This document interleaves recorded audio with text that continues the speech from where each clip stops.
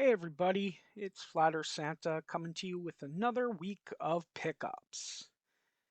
This is the week culminating in April 29th, 2025. So let's take a look at some of the cool stuff I got this past week. All right, well, I had a copy of this when it first came out. Um, but this one's a little nicer, and I thought I'd get a second copy just in case. Gonna get it graded. You know how I love Godzilla. So this is Justice League versus Godzilla versus Kong, issue number 1. It's the Dan Mora Incentive, the 1 in 25. Really cool cover. And got told that the Justice League versus Godzilla versus Kong 2, not issue 2, but the the second volume,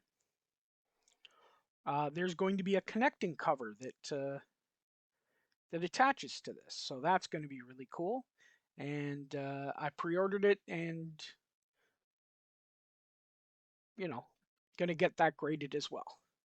So that's the first one up. We've got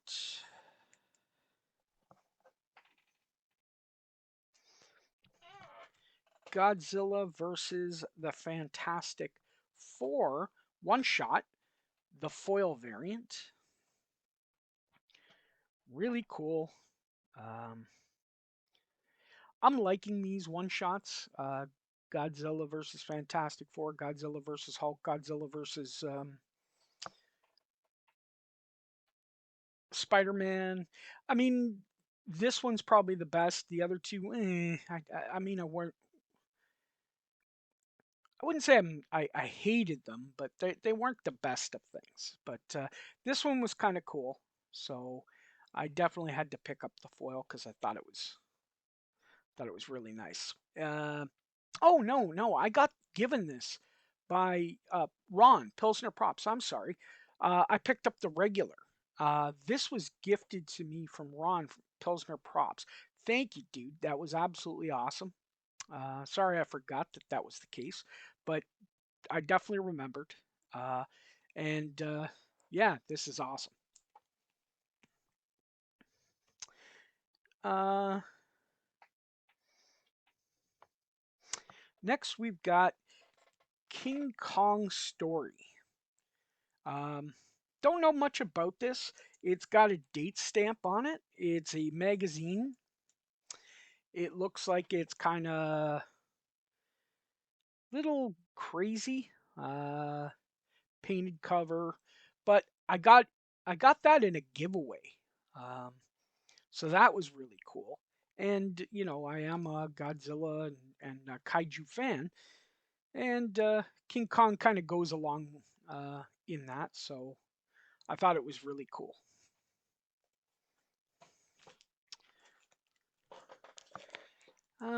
Next up, we've got another copy of this. Now, this is probably my third copy. I have one direct and one newsstand, but this is another newsstand, and it's again beautiful. This is gradable. It's very hard to get in high grade because of the embossed cover, but it's Gargoyles #1. Absolutely love. If I can pick this up at a cheap price every time, I will, especially if they're nice. I'm searching for that 9.8, so especially in the newsstand. Uh, Really hard to get and worthwhile if you do. Uh, Next, we've got. Oh, of course, it's obviously the first appearance of Disney's Gargoyles in comics. Next, we've got Teenage Mutant Ninja Turtles #2. This is the third printing. Uh, the first two printings are white and blue with the Mouser. This, I think, is a little cooler. This is the first appearance of April O'Neil, the first appearance of Baxter Stockman, and the debut of the Mouser robot. So really cool. Uh, love the initial Turtle run. A lot of fun, and definitely had to get it. Um, Now you've seen this. I've got these in 9/8 in direct. This isn't going to be a 9/8, but this is a very nice copy um, of Earthworm Jim #2 in a newsstand. They're hard to get to begin with, but getting them in a newsstand is absolutely hard. I mean, it is good luck finding them in any kind of decent grade whatsoever. And if you do, slab them because they're worth some money. Next up, we have the we're going to the bronze horror uh, section, and the Dark Mansion of Forbidden Love #3. Awesome cover, really really nice book, nice shape. Uh, Not much to say. I'm really getting into the bronze horror, especially the DC. I mean, Marvel's got some good stuff too, but yeah, DC stuff is kind of hard to beat. Uh, and as such, we've got the Witching Hour, #44. Cool big cat looking to pounce on people, on a mother and her son. Going to be a fun read. These things are awesome. As I said, I'm really getting into the Bronze Age horror quite a bit, so I'm enjoying it.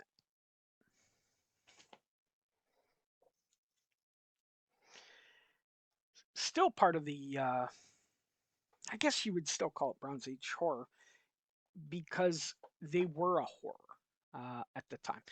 And that's Swamp Thing Volume 1, #17. This started with the Bernie Wrightson run and the Len Wein writing. Bernie Wrightson stopped at #10, but Bissett and others continued on. This is a really cool cover. I mean, the purple just sets it off.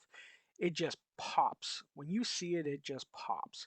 I hope it shows in on camera as well as it does in person because it is really cool. Plus, Swamp Thing is one of my favorite titles in all of comics, especially the Alan Moore run. Moving a bit away from the horror, but still in the DC vein, we've got Teen Titans 32. A little bit of a dragon cover. Early Teen Titans. It's the first appearance of Garnak, or I don't know how to pronounce it. It's yeah, Gnark. It's also a Nick Cardy cover. Nick Cardy did a lot of cool horror stuff, but he definitely dipped his hand into the superhero realm as well. So, really nice. Had to get it. Teen Titans #47. Not much more to say. It's just a cool, nice copy of Volume 1 Teen Titans, early Teen Titans. So, if you can get a chance. I'm starting to look at them and seeing what the run is for reading. Now you know I like my Canadian price variants. Well, coming from the Teen Titans, but moving over to Batman, we've got Batman 395, and it is in a Canadian price variant. Ooh, Canadian price variant. Ooh. Nothing really special. I mean, it's the first appearance of Film Freak, which you'll find his death later on in Nightfall. Um, it's just because it was Canadian price variant and a really nice copy that I grabbed it. I'm a Batman fan, so now moving from Canadian price variants to something else a little unique, and that's the DC Universe logo series. This is Green Lantern 51. This is the first print.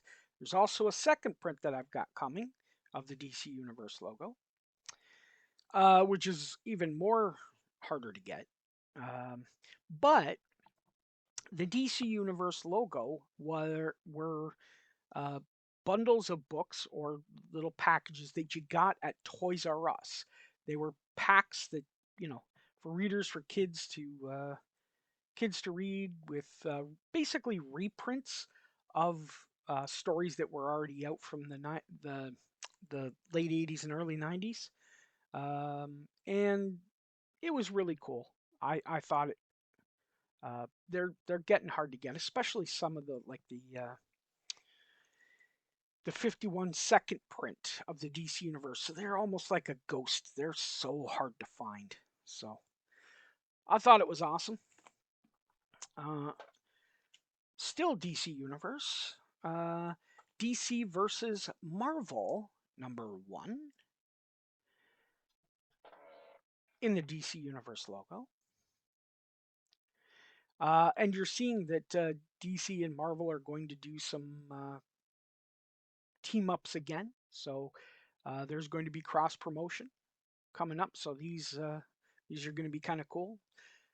Especially, I love this cover because the corresponding type of heroes that match, like Lobo again and Wolverine, Batman, Captain America, Wonder Woman, Storm. You know, kind of not quite, but mirrors um, what the hero on the DC side with the hero on the Marvel side. We also have #4 in the DC universe. Again, still sort of that mirroring feature. Um, Got to get #2 and #3, so I'm on the hunt. Probably get them at Heroes Con. Next, we've got Captain America 230. Now, why this cover? It's kind of an iconic cover. It's Hulk smashing and Cap repelling the Hulk with his shield, but this was actually homaged in the movie poster for the newest Captain America. Uh, it was Anthony Mackie's Falcon Captain America, but uh, it was for the newest movie. They homaged it. I thought it was really cool. I didn't have it. Well, I did have it at some point way back, but I think I lost it or sold it or something. But I wanted to get it back, so really cool. Um,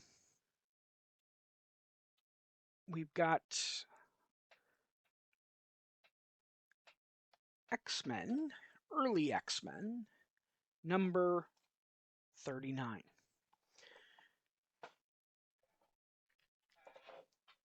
It's a really nice cover with the main characters, everyone at the front, or Cyclops at the front, Marvel Girl, Iceman, Beast, Angel. They've got their new costumes.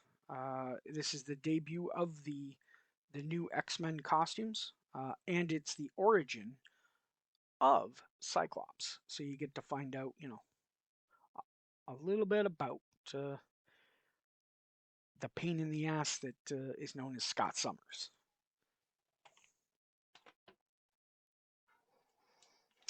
Next, we've got X-Men number 90, the floating head cover. This is a reprint of X-Men 42.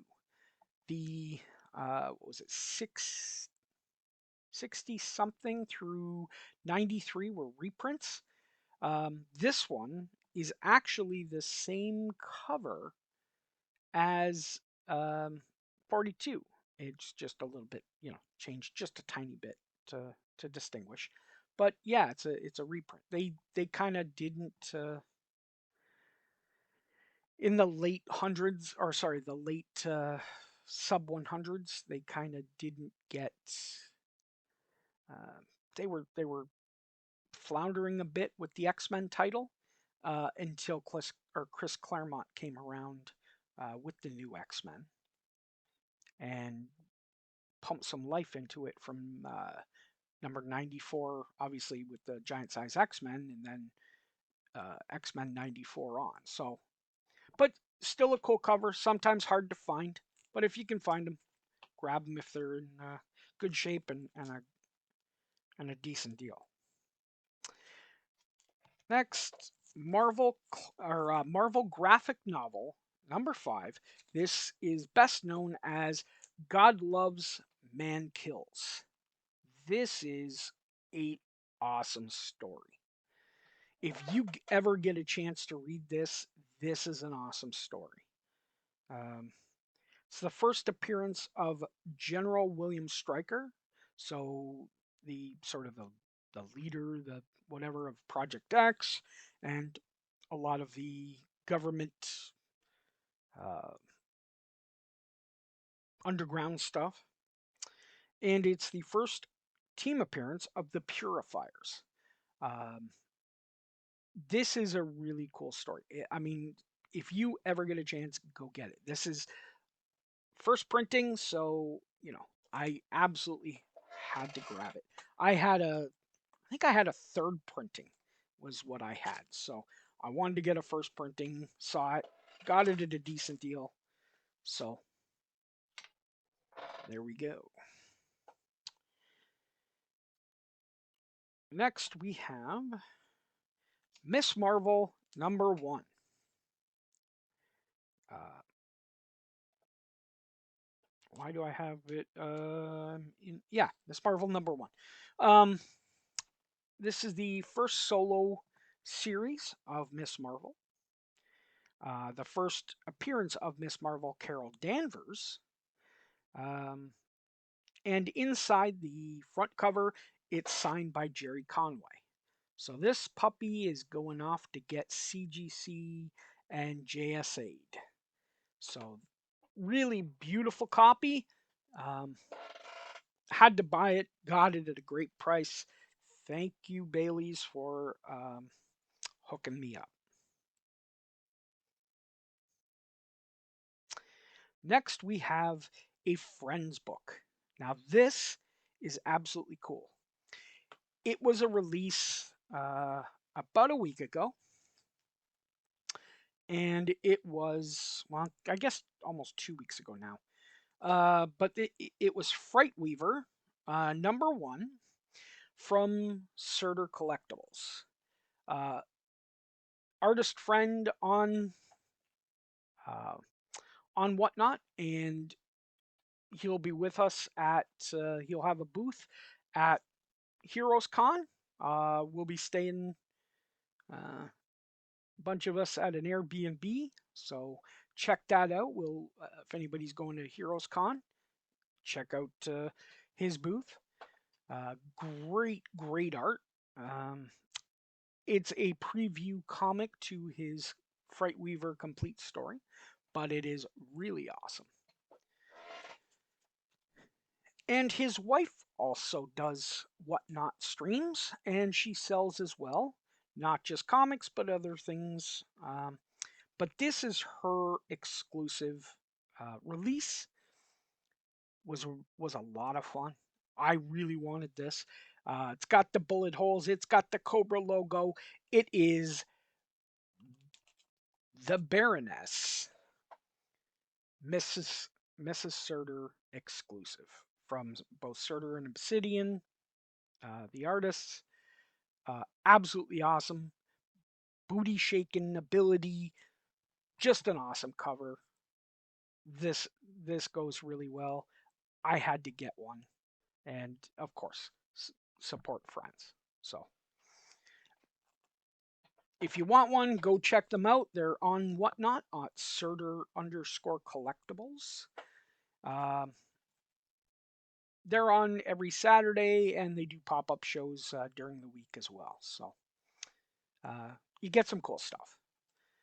Next, we have a Scotty Young cover and a Scotty Young book. This is a little bit weird. I'm going to get this signed by Scotty down in Heroes Con, but it is I Hate Fairyland, the F Fairyland variant. Um, I had to, black it out a little bit just so you can't see it, but yeah, it is a variant. It's the variant cover up number 1, and it's just gives me a good laugh. Next up, we have Aphrodite 9 and Aphrodite 9 number 1.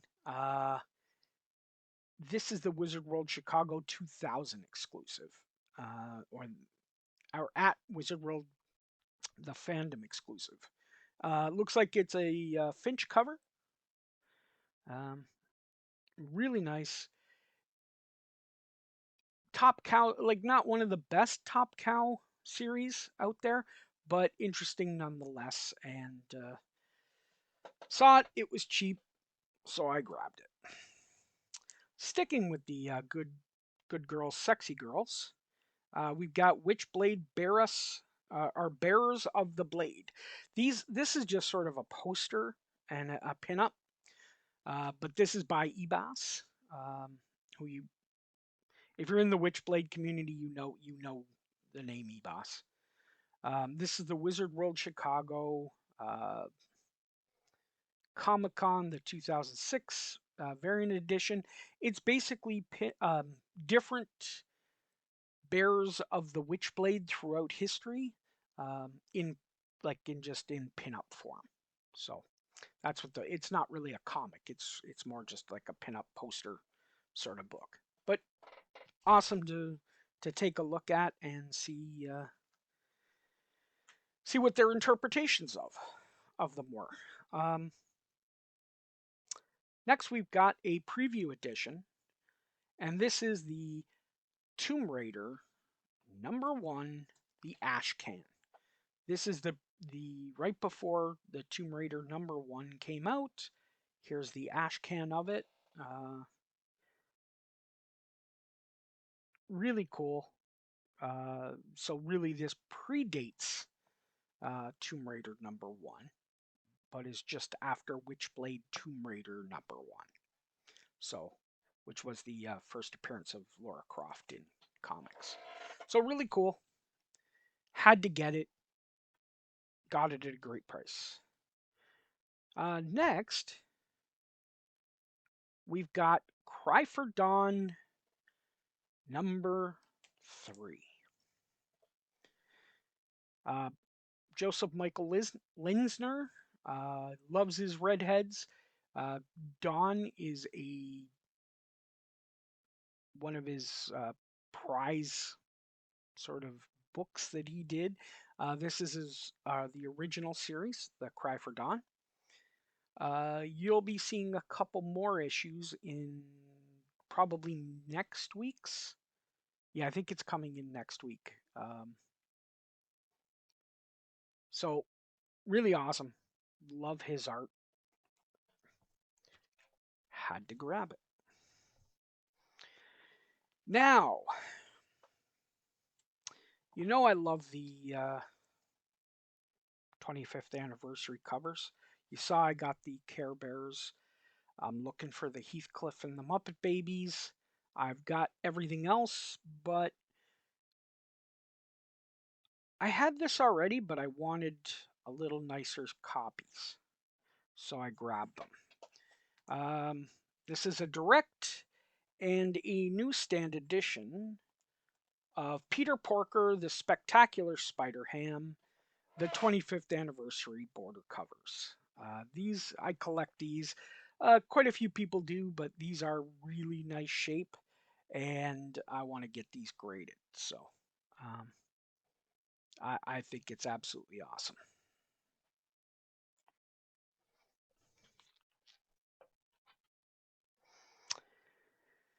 With sticking with the Spider Verse, we've got the Amazing Spider-Man 36. This is a well, I'm not sure whether it's going to be an upgrade or not. I'm going to be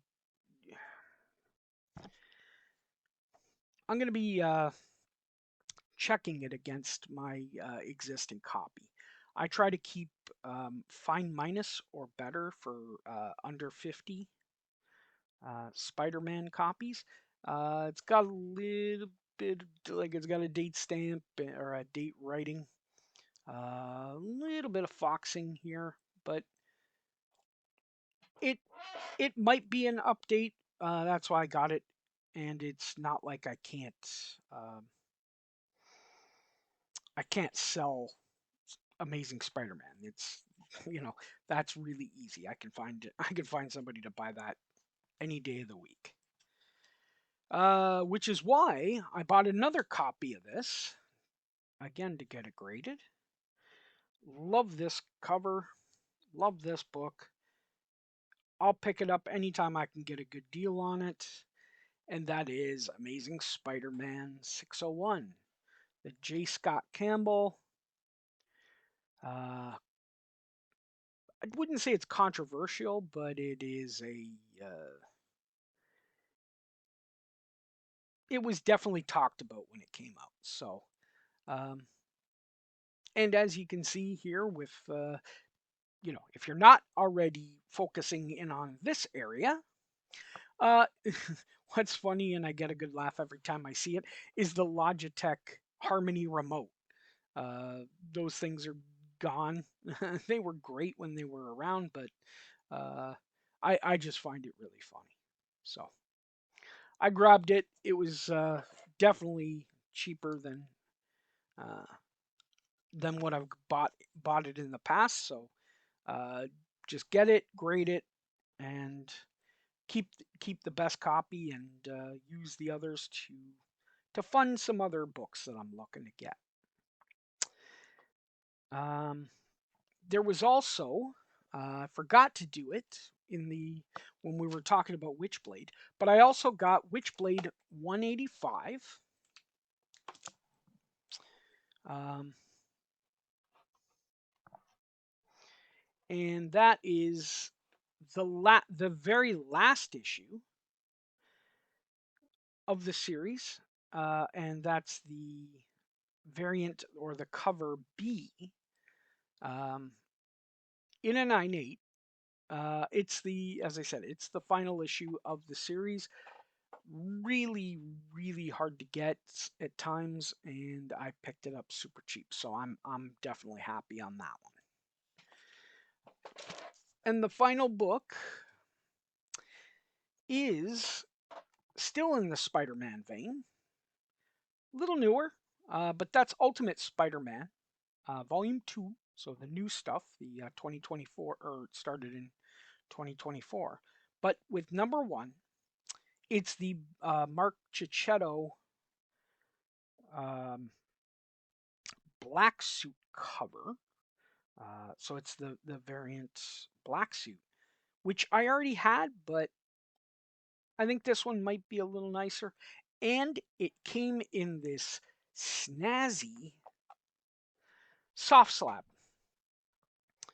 which means that they pick the best copies that they've got, throw it in the soft slab, so that you know that comes right uh, from the manufacturer. Well, the manufacturer sends it to I can't remember who does it, um, and they pick out the best copies and put them in the soft slab. So I thought it was really cool. Where is it? So it's got yeah. So it's collect forever. Uh, so if you want to take a look, you can get soft slabs. That's when it was done. That's the info about it, and they're kind of cool. Soft slabs are fun. I really enjoy them. Um, they're cool to display, and of course, you're getting, or at least what they think is the nicest copies that they got. So again, those are the pickups for this week. Um, had a lot of fun, got a lot of cool stuff. Let me know what you think of my pickups in the comments. Like and subscribe, of course. Um, Let me know maybe what you got this week, because I always love hearing about other people's pickups. Uh, you know, get out there, go bin diving, find that diamond in the rough, enjoy collecting, and of course, keep your stick on the ice. Hey, what are you doing, man? Why are you still sticking around? I mean, if you're gonna be here, hit the like and subscribe. You know you want to do it. Santa tells you to do it. If you don't do it, you'll not get jello in your stocking next year. The earth is flat, man. Deal with it.